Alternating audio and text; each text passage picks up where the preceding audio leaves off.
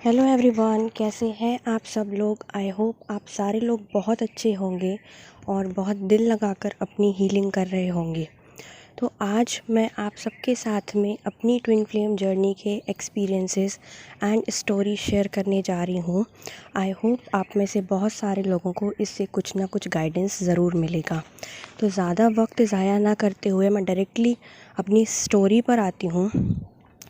तो मैं बता दूं कि मेरी एज जस्ट 23 इयर्स है और मैं जिस फैमिली से बिलोंग करती हूँ वो जॉइंट फैमिली है। हम लोगों के घर में 25 से 26 लोग साथ में रहते हैं, एक ही चूल्हे का खाना खाते हैं। लाइक अदर डीएफ्स मुझे भी बचपन से ही ड्रीम्स वगैरह आ जाया करते थे। कोई भी मरने वाला होता था, कोई भी ट्रेजेडी होने वाली होती थी, मुझे ड्रीम्स आ जाते थे। ऑन दी अदर हैंड अगर मैं अपने डीएम के बारे में बताऊं तो मेरे डीएम काफ़ी सेंसिबल, काफ़ी पोलाइट, बहुत ज़्यादा मैच्योर और उनको देख के सच में ऐसा लगता है कि वो कोई डिवाइन सोल हैं। जैसे कोई महापुरुष होते हैं ना, वो वैसे ही लगते हैं और उनकी बातें भी वैसी ही हैं, बहुत सुलझे हुए हैं वो। तो मैं अगर अपने इंटरेक्शन के बारे में बताऊं तो मेरा जो उनसे फ़र्स्ट इंटरेक्शन हुआ था वो जुलाई 2016 में हुआ था। मैं उनसे सिंपली ऐसे मिली कि मैं जिस यूनिवर्सिटी में एडमिशन लेने जा रही थी वो वहाँ के हेड थे। मतलब मैं जिन सब्जेक्ट से डील करने वाली थी वो उन सारे सब्जेक्ट्स को पढ़ाते थे। तो हमारा इंटरेक्शन मेरे भाई की वजह से हुआ था। मेरे भाई के वो जस्ट रैंडम जानने वाले थे, तो मेरे भाई ने ही मुझे उनसे मिलाया कि अगर कोई ऐसे ही छोटी मोटी गाइडेंस की या गार्जियनशिप की ज़रूरत पड़े तो आप इनसे मिल सकते हो। तो हमारा इंटरेक्शन जस्ट 2 मिनट का ही था उस वक्त और बस मैंने उनको देखा और हाय हेलो थैंक यू जैसी ही बातें हुई। पर वो इंटरेक्शन इतना पावरफुल था कि मैं आज भी उस इंटरेक्शन को भूल नहीं पाती हूँ, ना ही मेरे डीएम। तो जो होता है ना फर्स्ट इंटरेक्शन, जब डीएफ और डीएम आपस में मिलते हैं या उन मतलब थोड़ा सा भी अगर कुछ उनका होता है तो वो बहुत पावरफुल होता है। और मुझे उनको देख के यही लगा था कि बहुत कंफर्ट जोन फील हुआ और मुझे उनको देख के यही लगा कि मैं इनको जानती हूँ। उसके बाद से हमारी कोई भी बातें नहीं हुई। मतलब मेरा उनसे कोई ख़ास इंटरेक्शन उसके बाद हुआ नहीं। जस्ट वो क्लासेस पढ़ाते थे, मैं भी वहाँ प्रेजेंट रहती थी और बस यही सब। मतलब हम लोगों की कभी ऐसे फ़ेस टू फेस बातें नहीं हुई या फिर कोई भी तरह की बात नहीं हुई। उसके बाद करीब 19 नवंबर 2016 को मैंने उनसे दोबारा बात की।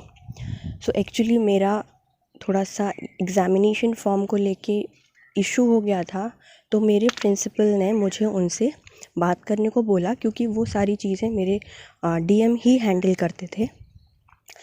तो उन्होंने मेरे प्रिंसिपल ने ही मुझे उनका नंबर दिया और मैंने उनको कॉल किया और हमारी करीब 2 मिनट की बात हुई होगी। और जो कि उन मेरे डीएम की लाइफ के सबसे बेस्ट 2 मिनट्स थे, ऐसा वो अब कहते हैं। तो हमारी बस उतनी ही बात हुई और उसके बाद से कोई मतलब जान पहचान अच्छी खासी हो गई थी, पर वो मेरी आवाज़ पे मर गए थे, तो ऐसा वो कहते हैं अब। उसके बाद मेरे घर में एक फ़ंक्शन था दिसंबर में, तो मैंने अपने सारे कॉलेज स्टाफ को इनवाइट किया था, तो साथ में वो भी आए थे। उस वक्त भी हमारा इंटरेक्शन जस्ट फॉर 15-20 सेकंड्स के लिए हुआ होगा। उन्होंने मुझे बुके दिया और मैंने वो लिया और बस ऐसी जो रैंडम स्माइल होती है वो देख के और बस हो गया। देन दिसंबर में मेरी लाइफ में एक कार्मिक आया और मेरा उसके साथ में चाहते ना चाहते मुझे रिलेशनशिप करना पड़ा। वो फोर्स्ड रिलेशनशिप था, मैं नहीं चाहती थी वहाँ रिलेशनशिप करना, पर उसने मुझे काफ़ी ज़्यादा धमकियाँ वगैरह दी थी, तो मुझे वहाँ रिलेशनशिप मतलब स्टार्ट करना पड़ा फ़ोन पे ही। तो उसके बाद में मेरा डीएम से एज़ सच कोई कांटेक्ट रह नहीं गया था, क्योंकि दिसंबर हो गया था तो यूनिवर्सिटीज़ वगैरह की भी छुट्टियां लग जाती हैं और मुझे क्यों ही उनसे बात करनी थी। तो मेरा और मेरे डीएम का कोई भी ऐसा ख़ास अब बातचीत रह नहीं गई थी। तो उसके बाद में जनवरी एंड फरवरी मैंने अपने कार्मिक के साथ में डील किया। तो करीब 1.5 महीना मैं अपने कार्मिक के साथ में थी, इन्वॉल्व थी। पर पहले मुझे नहीं अच्छा लगता था उससे बातें करना, पर उसको अच्छा लगता था। पर जैसे जैसे मुझे फीलिंग्स आने लगी वो मुझे छोड़ के चला गया। उसने मुझे चीट किया फॉर सम अदर गर्ल। मुझे मेरे बहुत सारे फ्रेंड्स ने इसके बारे में सतर्क किया था, पर वहाँ मैंने उनकी बात नहीं मानी और मैं अपने कार्मिक के ही पीछे पड़ी रही। मैंने वहाँ बहुत मन्नतें करी, बहुत उसके हाथ पैर जोड़े कि आप प्लीज़ वापस आ जाओ। पर वो मुझे बहुत बुरी तरह से छोड़ के गया था और उसका सदमा इतना गहरा था ना, क्योंकि उतने ही टाइम में मेरे साथ में इतनी सारी चीज़ें हो गई थी। वो सेक्सुअल रिलेशनशिप्स चाहता था और मैं उस लायक नहीं थी उस वक्त, या मैं ऐसा कुछ सोचती नहीं थी। और मेरे लाइफ में कभी इतना कोई भी रिलेशनशिप नहीं रहा, क्योंकि तब तक मुझे लगता था कि मैं इन सारे ऐसे रैंडम लड़कों के लिए नहीं बनी हूँ। कोई बहुत पवित्र इंसान ही आएगा जिसके साथ ही मैं रिलेशनशिप करूँगी, और अगर नहीं करूँगी तो मैं डायरेक्टली शादी करूँगी।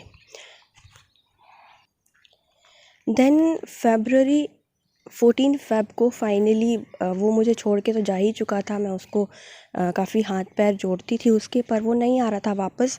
तो मैं उसके फ्रेंड्स से उसको स्टॉक करने को बोलती थी, और भी बहुत सारी चीज़ें जो डेस्परेट लड़कियां करती हैं, मैं वो सारी चीज़ें करती थी। तो फाइनली 14 फ़ेब को मैंने भी डिसाइड किया कि मुझे भी ऐसे रिलेशनशिप में नहीं रहना, क्योंकि मैं बचपन से ही डिवाइन, यूनिवर्स, भगवान, इन सारी मतलब को शक्तियों को बहुत ज़्यादा मानती हूँ। तो मुझे लगा भगवान ने अगर ये किया है तो कुछ अच्छा ही होगा मेरी लाइफ में आगे। और मैंने वहाँ से अपना कार्मिक लेसन लिया और मैं मूव ऑन कर गई। जब ऐसा हुआ तो उसके बाद में अगेन डीएम मेरे साथ इन्वॉल्व हुए और उन्होंने मुझसे बातें करना शुरू किया, क्योंकि हमारे पास में एक दूसरे के नंबर तो नवंबर में ही आ गए थे जब मैंने उनसे बात की थी।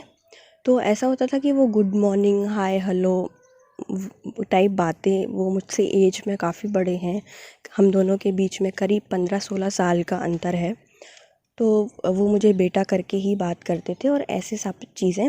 तो फरवरी में अगेन वो आ गए और पता नहीं क्या हुआ कि वो मुझसे पूछते थे कि तुम ऐसी क्यों हो, क्योंकि जो मेरी फ़र्स्ट उनसे बात हुई थी नवंबर में, वो काफ़ी मैंने नॉटी आवाज़ में बात की थी और सारी चीज़ें।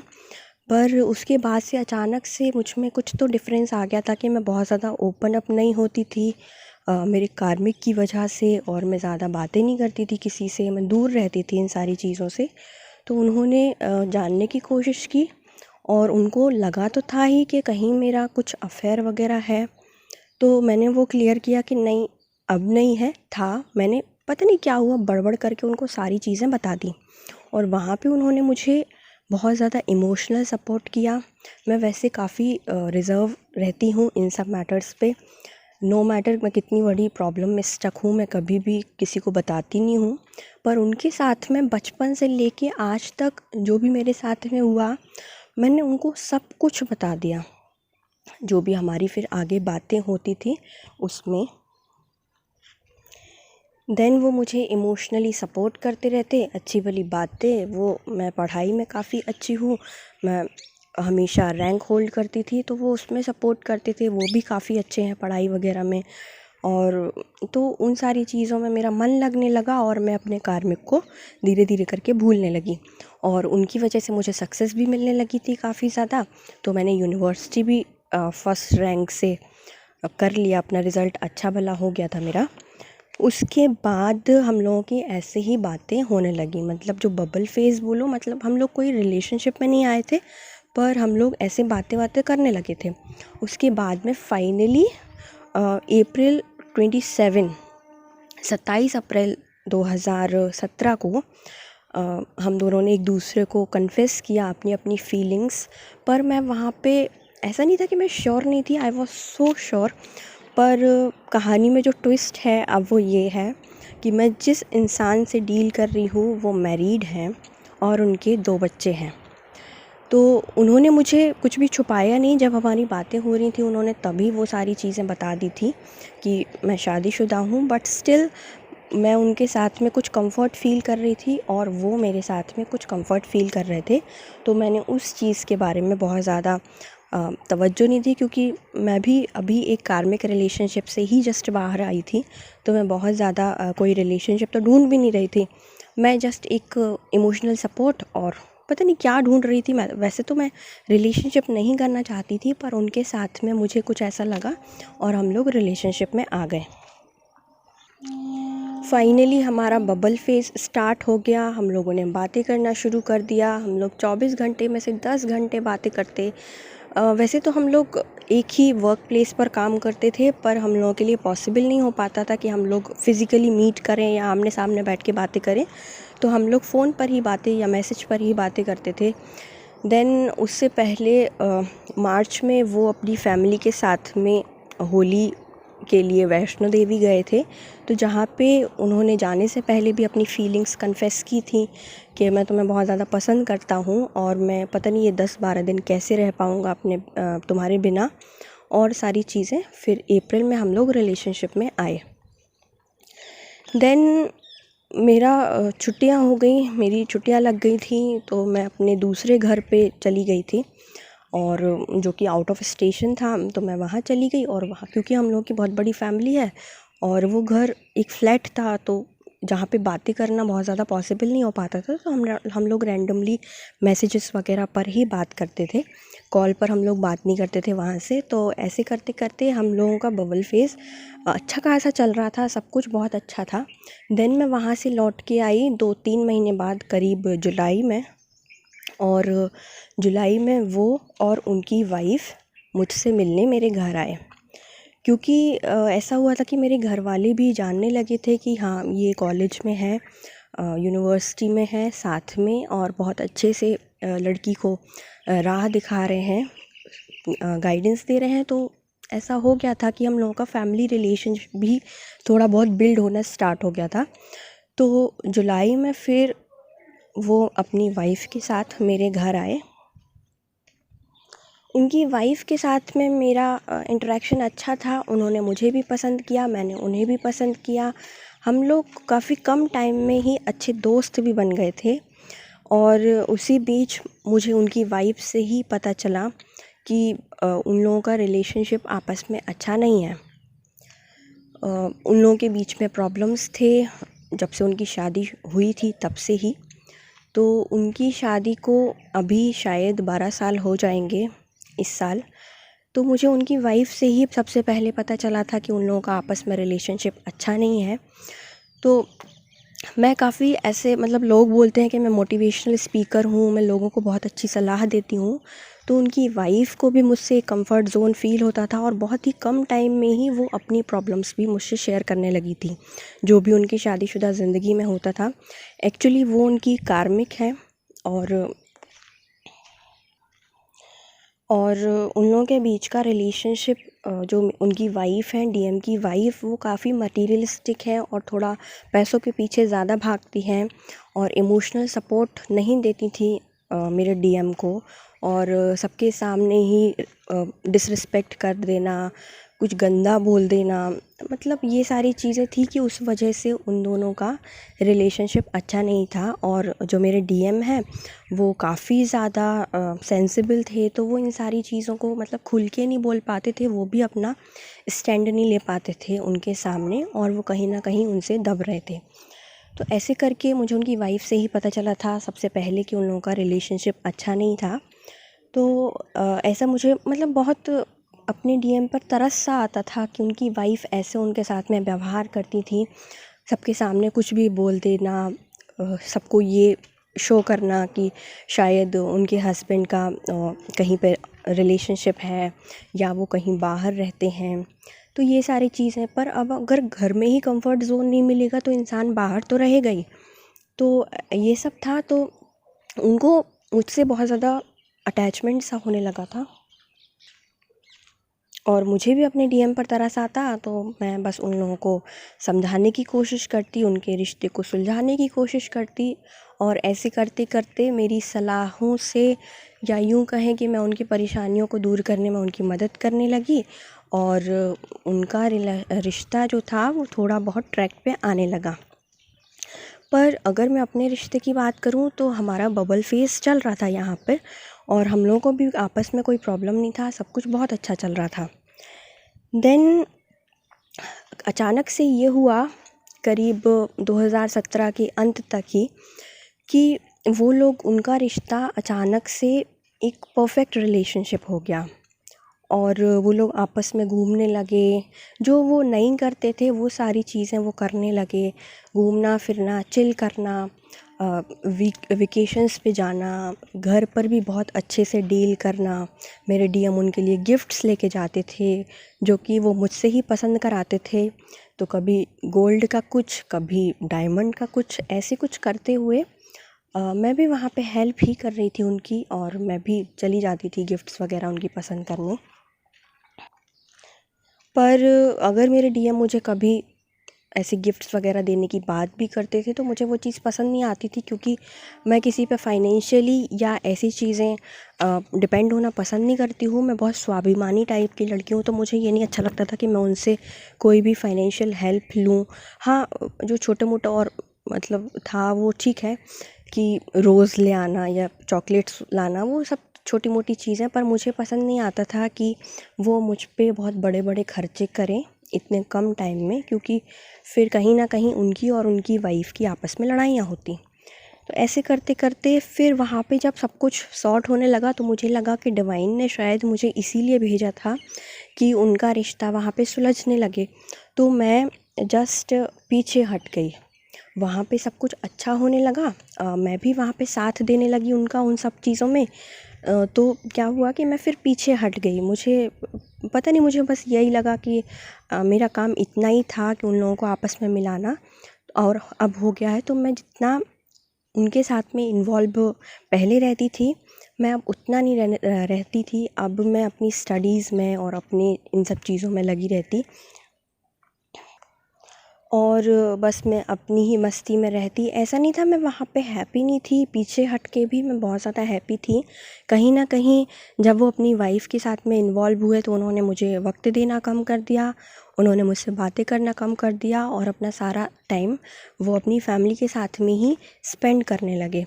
तो मुझे थोड़ा सा बुरा तो लगता था, पर ऐसा नहीं था कि मैं बहुत ज़्यादा कुछ भी डिप्रेशन में फ़ील करूँ या कुछ भी। पर डिवाइन को ये तो मंज़ूर नहीं था। तो डिवाइन ने मुझे इसलिए तो नहीं भेजा था कि मैं उन दोनों की सुलह करा दूँ। तो फिर क्या हुआ, अचानक से कुछ ऐसी चीज़ें होने लगीं कि मुझे रात में मतलब फ़ील होता कि कोई मेरे साथ में रेप कर रहा है, कोई मुझे सेक्सुअली हैरेस कर रहा है। मैं अचानक से ही रोने लगती। मैं अचानक से मतलब बहुत ज़्यादा नेगेटिविटी मुझे फ़ील होने लगी, और अक्सर ऐसा होता कि मैं मतलब लो फ़ील कर रही हूँ या बाकी सारी चीज़ें। तो मुझे ऐसा फ़ील होता था कि जो मेरे डीएम की सोल है वो फ़िज़िकल रिलेशनशिप में इन्वॉल्व्ड है। तो मैं बताऊं कि अगर उन लोगों के बीच में फ़िज़िकल रिलेशनशिप की बात करूं तो उतना अच्छा नहीं था, जो कि मुझे बाद में पता चला। जो कोई भी बात थी ना, वो मेरे डीएम ने मुझे कभी भी नहीं बताई। वो बहुत ज़्यादा साइलेंट रहते थे। वो अपने घर की बातें, उनके दिमाग में क्या चल रहा है वो बातें वो कभी नहीं बताते थे।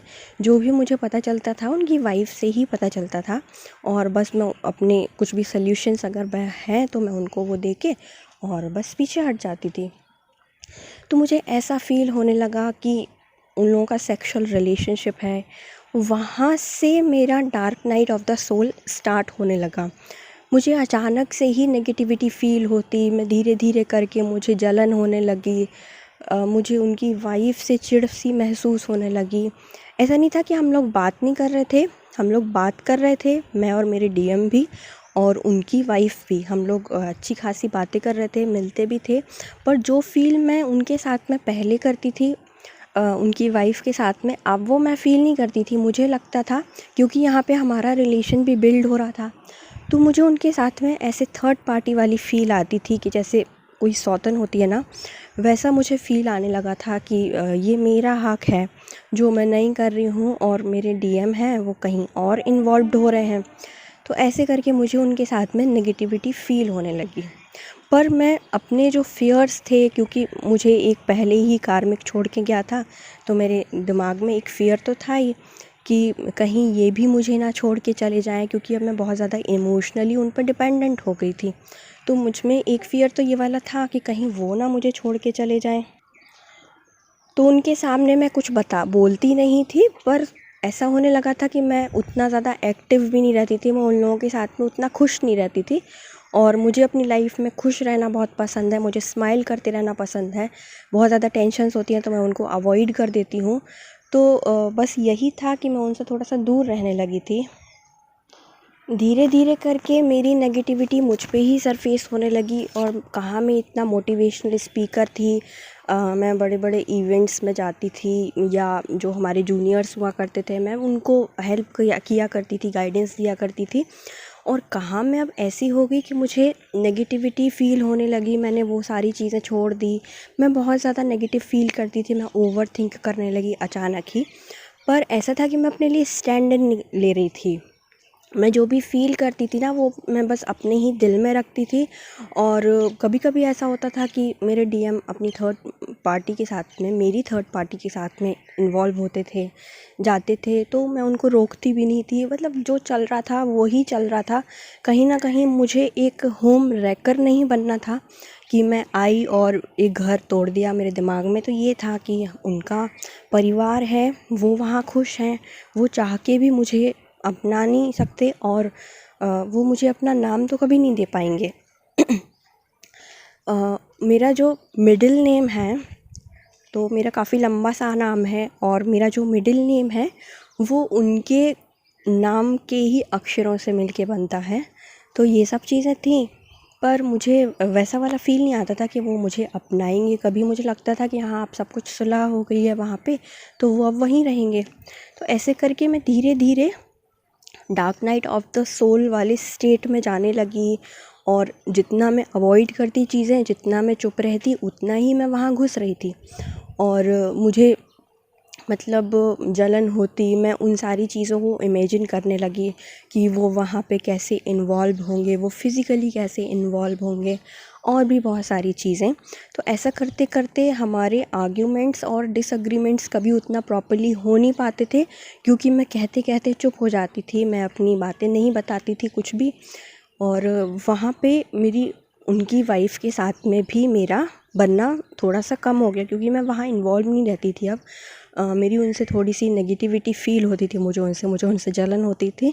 तो ऐसा करके मैं वहाँ से भी दूर हो गई। हाँ, मुझे अपने डीएम से प्यार दिन पे दिन बढ़ रहा था, पर मैं कभी उनको अपने लिए कुछ बताती नहीं, कुछ स्टैंड नहीं लेती, और ऐसे करके हमारे रिलेशनशिप में एक टाइप का स्टॉपेज सा आ गया था।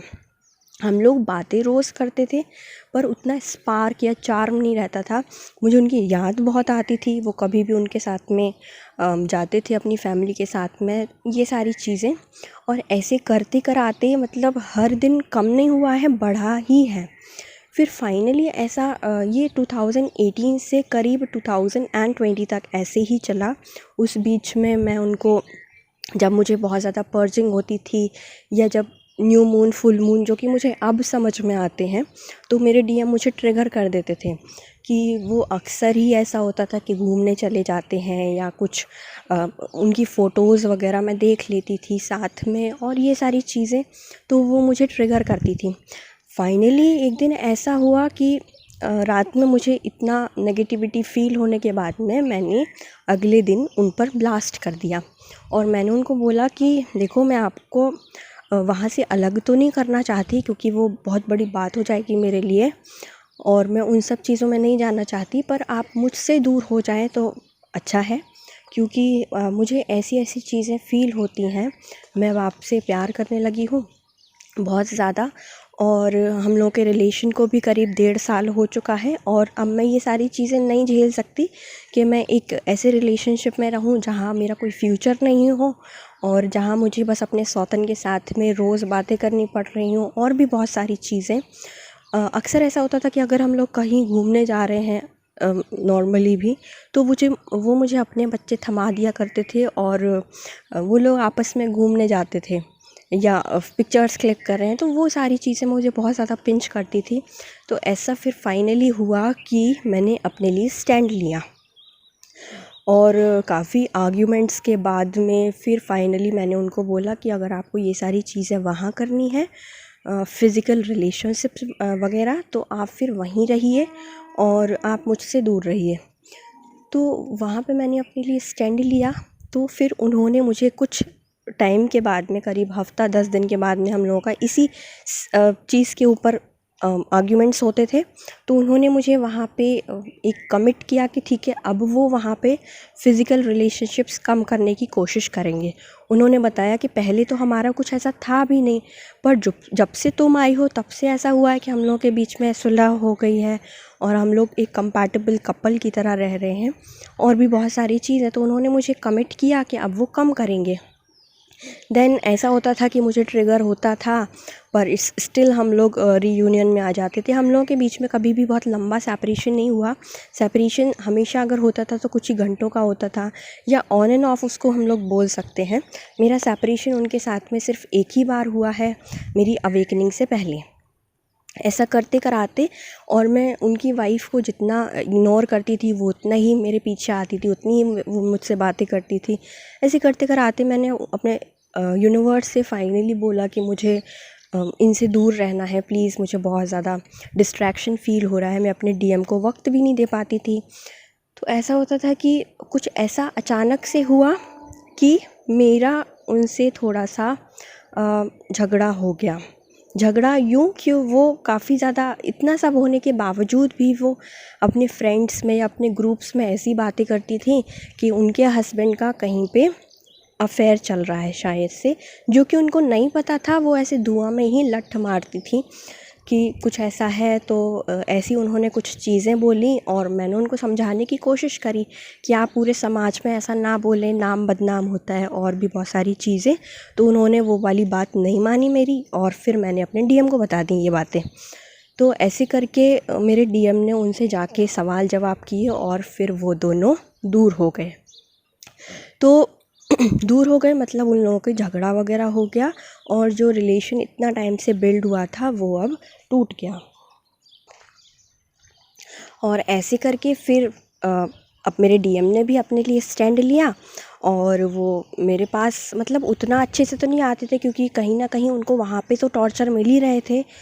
बट मैं खुश थी कि मेरे डीएम ने वहाँ पे अपने लिए स्टैंड लिया है। और फाइनली ऐसा हुआ कि जो उनका रिलेशनशिप अभी तक था वो मैंने तो नहीं ख़राब किया था, वो उनकी वाइफ ने खुद ही अपने हाथ से ख़राब किया। और बस ये था कि मेरे डीएम ने अपने लिए स्टैंड लिया, और ऐसे करके वो लोग अब उतना ज़्यादा इन्वॉल्व नहीं होते थे। फिर लग गया 2020, तो पूरा ऐसे ही चलता रहा 2020 के स्टार्ट होने से पहले तक। और 2020 में हो गया कोविड स्टार्ट, लॉकडाउन वगैरह। तो मोस्टली ऐसा होता था कि मेरे डीएम अपने घर पर ही हैं, एक ही साथ रूम शेयर कर रहे हैं। तो कहते हैं ना कि जब हम लोग किसी के पास रहते हैं तो और ज़्यादा लड़ाई झगड़े होते थे। तो अब उनकी जो वाइफ़ थी वो कहीं ना कहीं उन पर डाउट करती, उनके फ़ोन्स चेक करती, और भी जो भी नेगेटिविटी होती है, अब्यूज़िव लैंग्वेज और ये सारी चीज़ें, वो ये सब करती थी। अच्छा, मेरे dark night of the soul में ना मैं भी बहुत ज़्यादा टॉक्सिक हो गई थी, बहुत ज़्यादा अब्यूज़िव हो गई थी, और भी बहुत सारी चीज़ें थी कि मैं गुस्सा निकाल देती थी, मैं उनकी वाइफ़ को भला बुरा कह देती थी जब मेरा बहुत ज़्यादा पर्जिंग वगैरह होता था। तो ये सारी चीज़ें, तो जो अब सारी चीज़ें मैं कर रही थी अभी तक, वो अब उनकी वाइफ़ करने लगी थी। तो पर वो वहाँ पे मेरे डीएम अब भी एक विक्टिम का रोल ही प्ले कर रहे थे। एक बार स्टैंड लेके फिर वो साइलेंट हो गए, उनकी वाइफ़ फिर हावी होने लगी उन पे, और भी बहुत सारी चीज़ें। खैर उसके बाद में तब तक ऐसा हुआ कि मुझे लगा कि ठीक है, मेरा इतना ही था, और मैं अपने आप में ही थोड़ा बहुत बैलेंस होना स्टार्ट करने लगी, क्योंकि मुझे हंसना खेलना ये सारी चीज़ें पसंद है। और मैं 2 साल डिप्रेशन में रह चुकी थी। तो मैं बीके शिवानी जी के वीडियोस देखती, संदीप माहेश्वरी जी के वीडियोस देखती, और भी बहुत सारी चीज़ें। तो ऐसा करते करते मैं थोड़ा बहुत बैलेंस होना स्टार्ट करने लगी, पर वहाँ पे उन लोगों का रिलेशन ख़राब होने लगा। तो मुझे ट्रिगर्स वगैरह बहुत ज़्यादा होते थे तब भी, क्योंकि वो मोस्टली अपनी वाइफ़ के साथ में ही रहते थे। पर जो ट्रिगर्स वगैरह थे वो अब मुझे उतना नहीं अफ़ेक्ट करते थे। मैं थोड़ा बहुत बैलेंस रहने लगी, मैं अब सेल्फ़ लव करने लगी थी काफ़ी ज़्यादा। और ऐसे करते करते मुझे अब वैसा वाला कुछ फ़ील नहीं होता था कि उन लोगों का कोई फ़िज़िकल रिलेशनशिप है।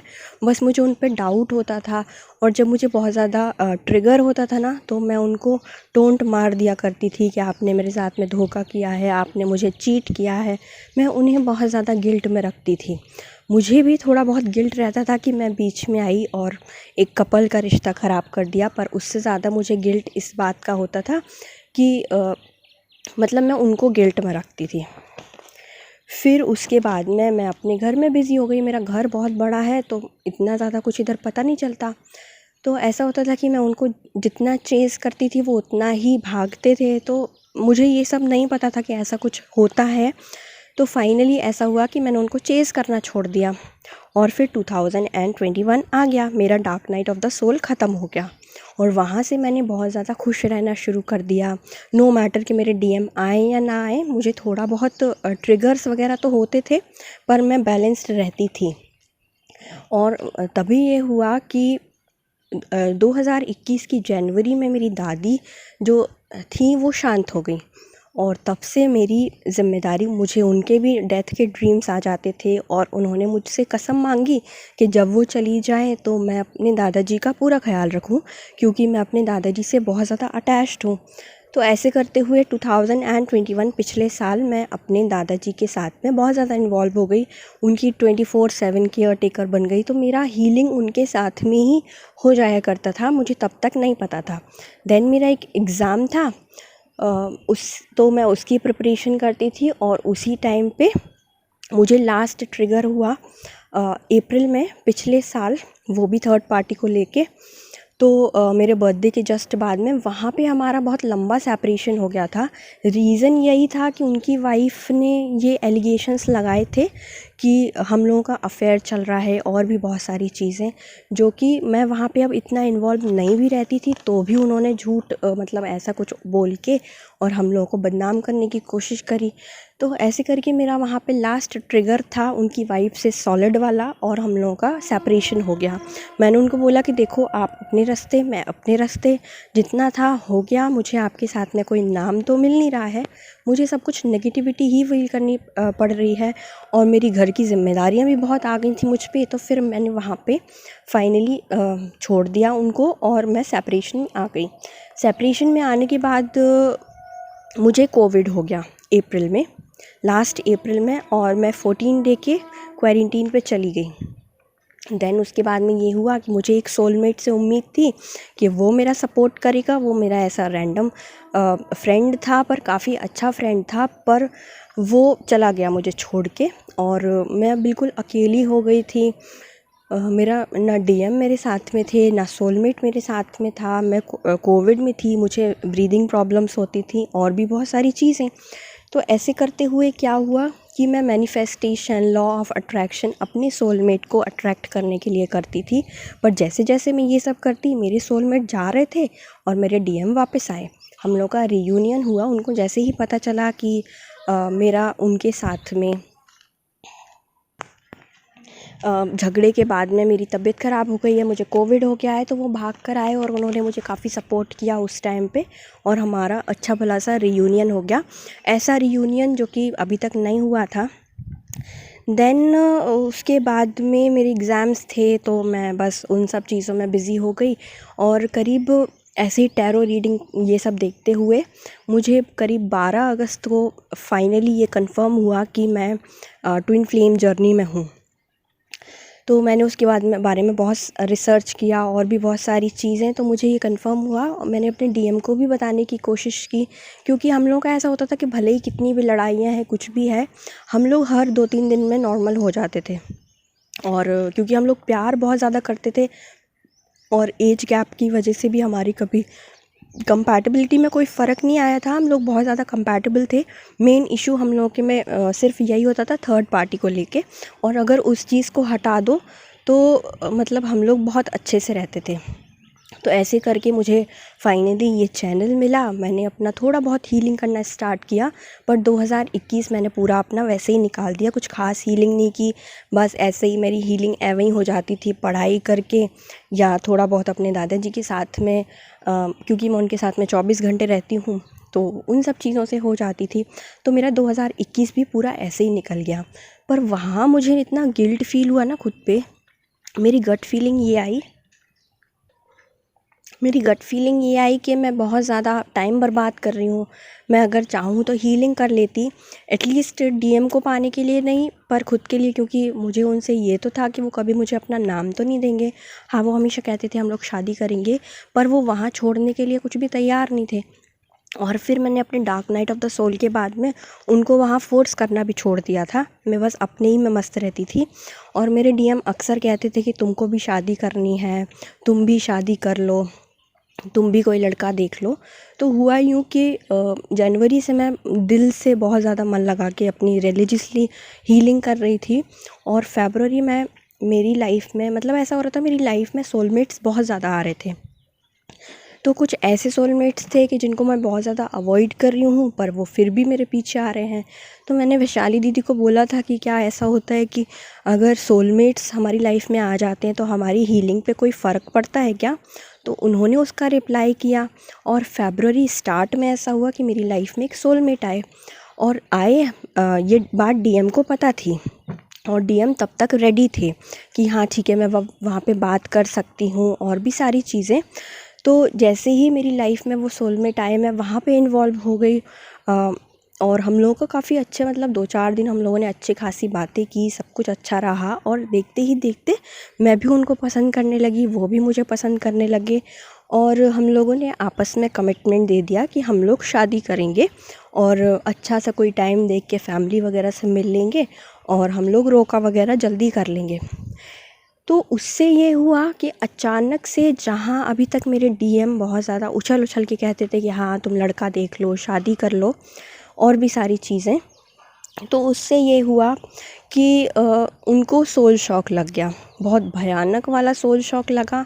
और उन्होंने वो सारी हरकतें की जो उनको उस वक्त शायद नहीं करनी चाहिए थी, खुद को चोट पहुंचाना। और वो मतलब ऐसे उसमें कह रहे थे, तो उनको सोल शॉक लगा। और उसके बाद में उनमें इतना ज़्यादा चेंज आ गया। वो जब उनको सोल शॉक लगा तो वो बार बार यही बोल रहे थे कि मेरी रूह निकल रही है, मुझे ऐसा लग रहा है कि मुझे सोल में बहुत ज़्यादा शॉक लग गया है, और ये सब चीज़ें।